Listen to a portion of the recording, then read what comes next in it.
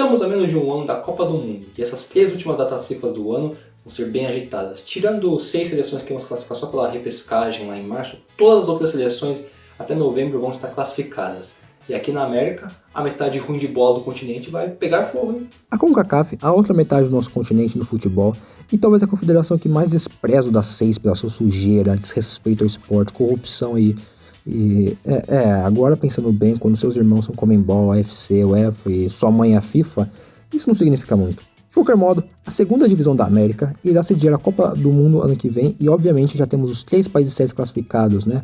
O trio parada dura que estão indo para fazer uma copinha aí, né? O Canadá nem tanto, boto fé na geração deles, no trabalho do Jesse Marsh, mas não nos Estados Unidos, que estão se tornando um grande ninguém se importa. Os jogadores não parece que se importam, o Pochettino não se importa, a mídia local não se importa e a torcida também, visto que já não fazem questão de comparecer ao estádio como antes. Então, apesar de terem o melhor elenco da região no papel, só passar da fase de grupos vai estar bom pelo que eles vêm jogando. E o México? É o México dos últimos anos. Talvez empolgue na fase de grupos, mas morre rápido no mata-mata. Mas aí nos resta os restantes da CONCACAF, né? São 3 vagas diretas em disputa, mais 2 para repescagem. No caso, com a expansão, a América do Norte aumentou para 6 o número de vagas diretas. Mas diferente do modelo anterior, o país sede subtrai vagas de sua confederação. Então, são só mais 3 times norte-americanos e não 6. Caso contrário, teríamos 9 times da CONCACAF nessa bosta. Então vai começar a fase final das eliminatórias da CONCACAF, né? São 12 times que sobraram, divididos em 3 grupos de 4, os 3 primeiros avançam para a Copa do Mundo e os 2 melhores segundos colocados vão para a repescagem lá em março. Se você está se perguntando por que a CONCACAF tem 2 vagas de repescagem, é porque a confederação recebe uma vaga extra, então essa vaguinha de repescagem muda em cada Copa. E antes de começar, não se esqueçam de dar like no vídeo, comentar se tiver algo bom para falar, ou não também, fique à vontade. E se inscreva no canal, é sempre bom dar aquele apoio. Valeu!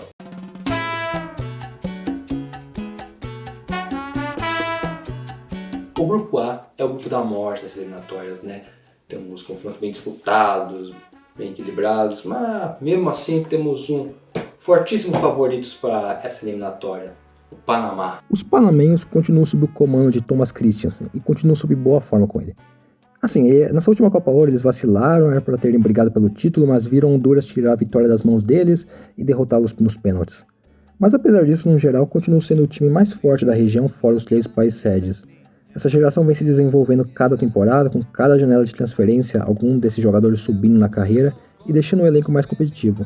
A defesa é o ponto mais fraco, eu diria, mas tem se tornado melhor aos poucos, com o Córdoba se consolidando como titular lá no Norwich, o jovem Farinha, que foi direto do futebol panamenho para jogar na elite do futebol russo, e o retorno do Andrés Andrade, que mal pôde jogar na temporada passada por lesão, mas agora está de volta com tudo. O meio campo é o ponto forte da equipe, é aqui que achamos o craque do time, o Carrasquilla, meio campista muito bom, um motorzinho para o time. Já o ataque é bem produtivo, né? O Panamá é uma seleção bem ofensiva, eu diria, com sua referência no ataque sendo o ponta Ismael Dias, que vinha fazendo uma temporada boa na Universidade Católica de Quito, e agora continua uma boa temporada no León do México. Eu já elogiei no passado essa geração panamenha, não tem muito mais o que ficar falando, é um time bom. É realmente o favorito do grupo, que é difícil, mas no final, quando a poeira baixar, eu estou confiante de que o Panamá vai estar no topo. Daí em seguida nós temos El Salvador, os recordistas de Copa do Mundo. O único time a tomar 10 gols num jogo só em Copa do Mundo. Não é um recorde bonito, mas pelo menos é algo memorável, né? Os salvadorenhos buscam retornar a uma Copa depois de 44 anos, agora sob o comando do Hernán Dario Gómez, que já classificou Colômbia, Equador e o Panamá em Copas anteriores. Mas o time não vem em grande fase, sem nenhum resultado muito chamativo e tendo parado na fase de grupos da Copa Ouro desse ano. É um elenco que deixa a desejar, quase todo time joga na fraca liga local, alguns desses até tendo passagens por ligas maiores, mas nada demais.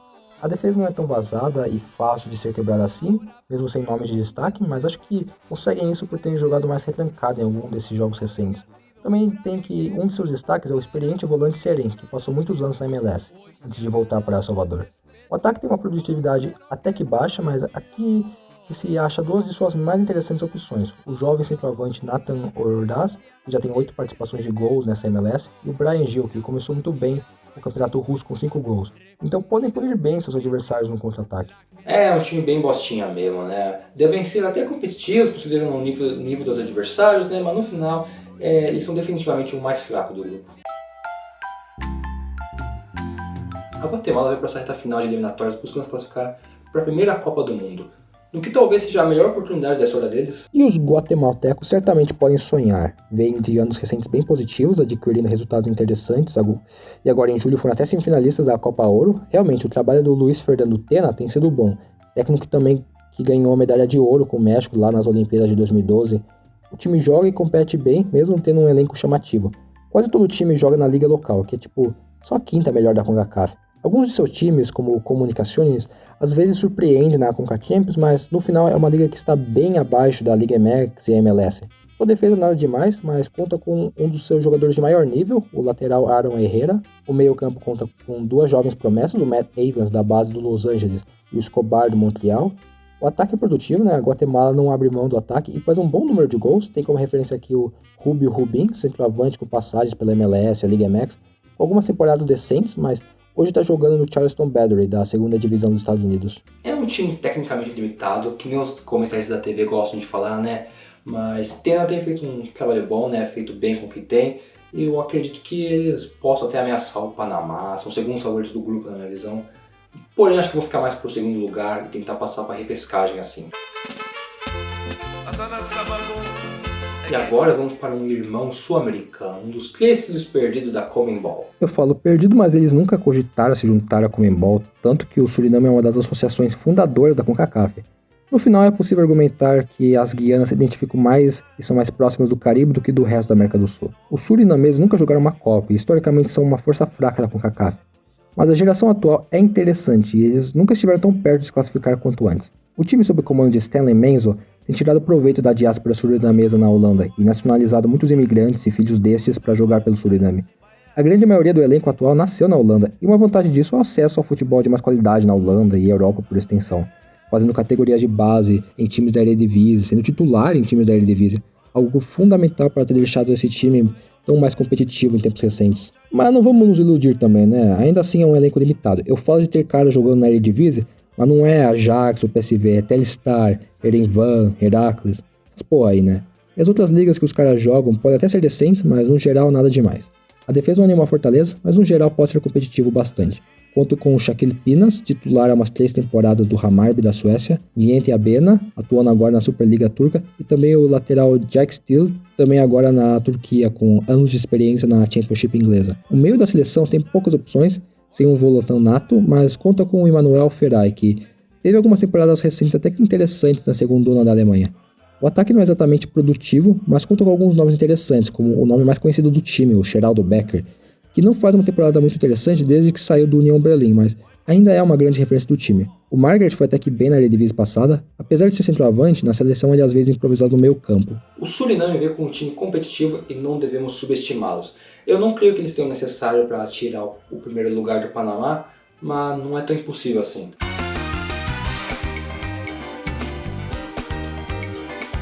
O grupo B é honestamente o grupo mais fraco dessa eliminatória e em teoria está com um caminho bem favorável para a Jamaica pegar a vaga aqui. Em teoria, porque na prática as coisas são mais complicadas, especialmente com essa porra de Jamaica. O time sob o comando de Steve McLaren tinha nesses últimos anos o 4º melhor elenco da CONCACAF, mas é extremamente consistente e não muito confiável. E eu digo tinha porque honestamente hoje, setembro de 2025, esse elenco deu uma decaída. Alguns jogadores relevantes ainda estão sem time para essa temporada, outros perderam espaço em seus times, ficando mais de reserva.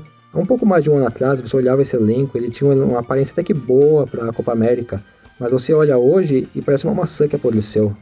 Vai ser mais duro para essa data FIFA porque estão até que bem desfalcados por agora. Pelo menos os 2 primeiros adversários são os mais fáceis, então ajuda.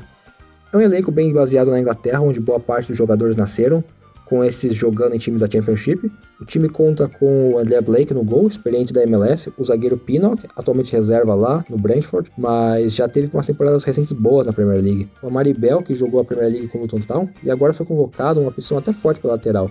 O Kyle Duncan, cara que chegou até a jogar pelos Estados Unidos num amistoso, é um experiente do New York Red Bulls.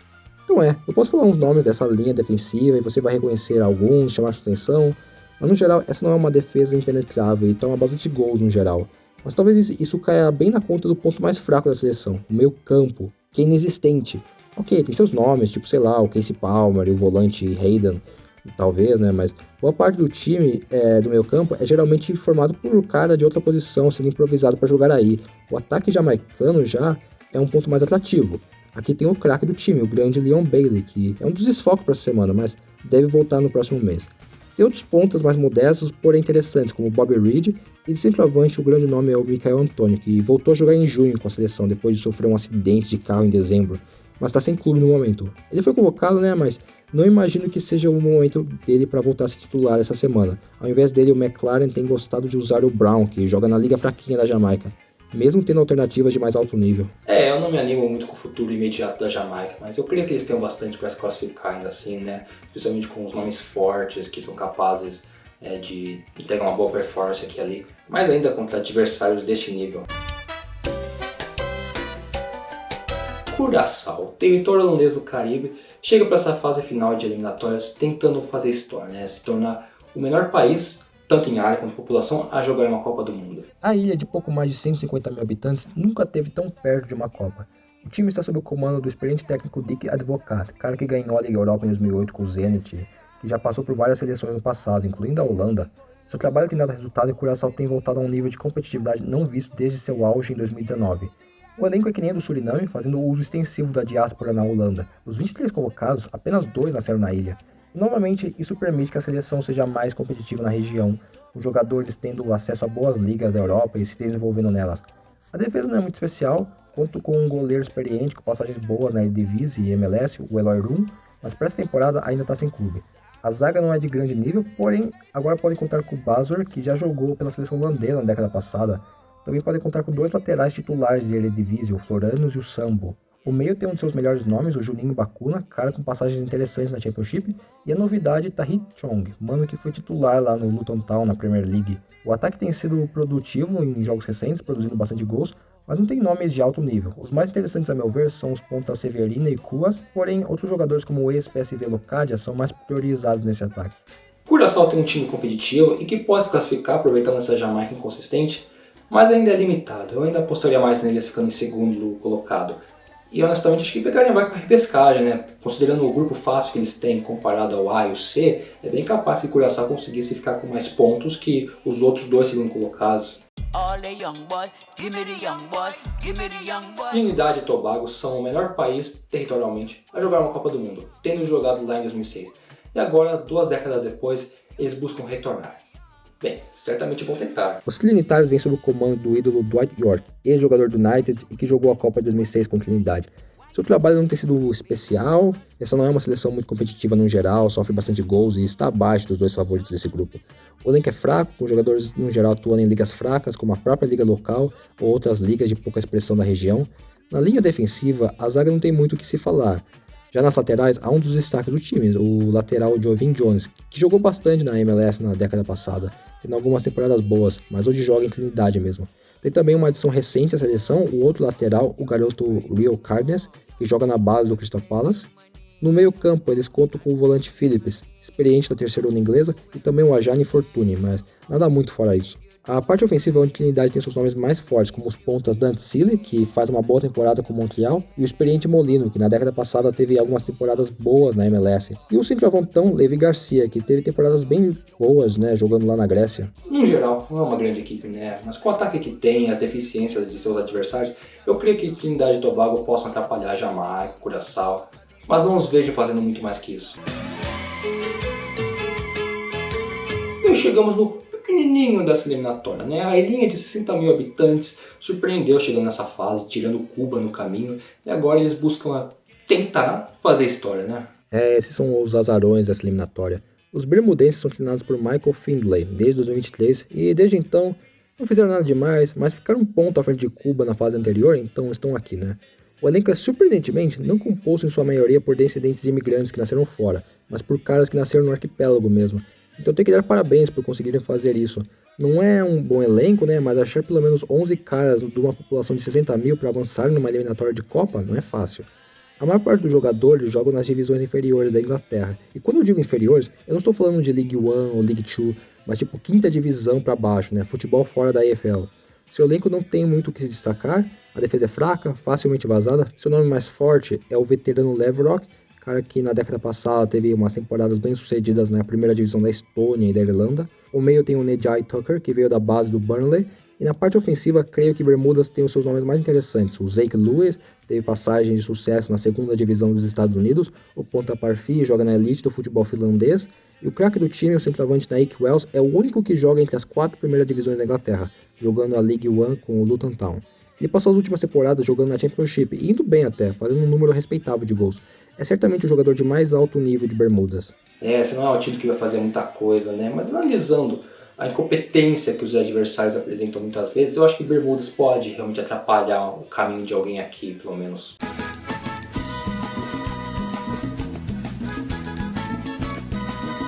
Chegamos agora ao último grupo, né? O grupo C, que não é tão equilibrado quanto o grupo A, mas ainda deve ter uma boa disputa, assim, realmente. E aqui encontramos a seleção mais tradicional da CONCACAF, atrás do México e dos Estados Unidos, a Costa Rica. A grande Costa Rica vem para mais uma eliminatória buscando se classificar para a sua 7ª Copa do Mundo e a 4ª seguida. Estão desde o começo do ano sob o comando de Miguel Herrera, ex da seleção mexicana, e seu trabalho tem sido bem razoável, né? Podiam ter feito mais na Copa Ouro, mas fora isso estão se saindo bem. O time parece jogar com bastante entrosamento entre os jogadores, é agradável de ver. É uma nova geração boa essa da Costa Rica, toquei um pouco nisso nos meus últimos vídeos da Copa América no passado. Desde então esses jogadores tiveram a oportunidade de se desenvolver em palcos maiores do futebol. A defesa ainda vai poder contar com o Navas no gol, que voltou a ser convocado, mas também tem a opção do Patrick Siqueira, que me parece uma boa opção. Na zaga ainda tem o veterano Calvo, experiente de umas ligas boas aí, e também o jovem Mitchell, que temporada passada mal foi usado pelo Feyenoord na Eredivisie, mas recebeu umas boas oportunidades na Champions, e se saiu bem, eu diria, sendo titular até contra a Inter de Milão. Agora vai ser emprestado para os Sturm-Graz, onde creio que vai receber bem mais oportunidades. Infelizmente não tem muita opção de lateral nato, então acabam improvisando caras como o Ponta Laster, cara que foi bem na Leagues Cup nesse último mês. O meio campo é onde vejo menos opções e há pouca profundidade de elenco aqui. Conto com o Aguilera, que joga bem lá pelo Rio Ave, e também o Orlando Galo, que jogou muito bem na última Copa Ouro, mas infelizmente ainda continua no fraco futebol da Letônia. O ataque é a parte mais interessante dessa geração costarriquenha. Várias opções de pontas, o Alcocer começou muito bem a temporada lá na Bélgica.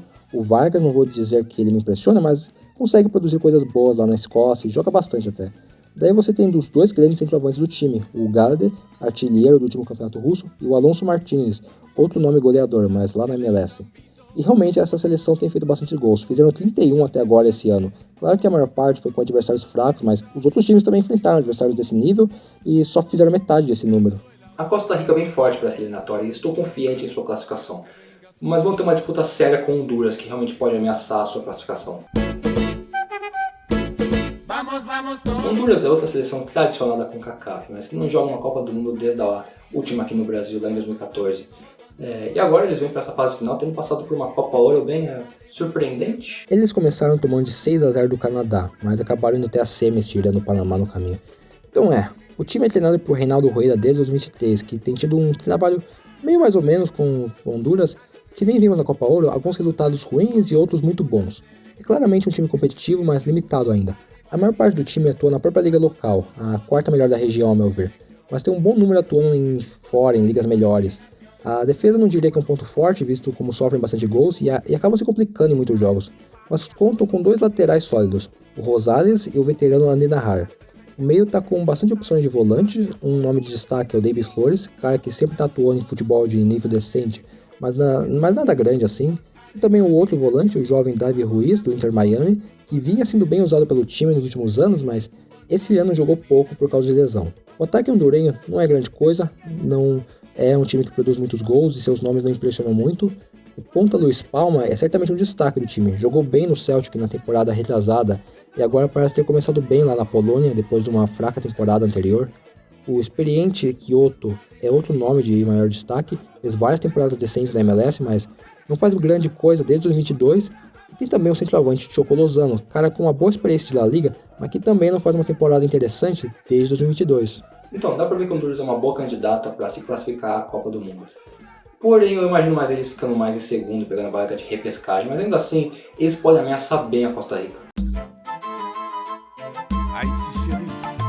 Chegamos agora para falar do fudidão do grupo, né? O país é tão foda que a seleção nem consegue jogar em casa, né? Estamos falando, claro, do nosso querido Haiti. Apesar da situação do país, a da seleção não tá tão ruim. Tem jogado as últimas 4 Copas Ouros e se mantendo relativamente competitivo dentro da CONCACAF. Atualmente sob o comando de Sebastião Minet, a seleção conta com um elenco decente. A defesa conta com nomes como os zagueiros Ricardo Ade e o Jean-Kevin Duverne e o lateral Arcos. O meio tem o volante Jean-Jacques e a grande novidade para essa data FIFA, o Belgrade, que fez uma boa Premier League na temporada passada, dando 7 assistências. O ataque haitiano é bem produtivo, fazem bastante gols e tem realmente algo bom com a dupla de ataque Nazon, cara que fez bastante gols em ligas medianas da Europa, e o craque da equipe, o Pierrot.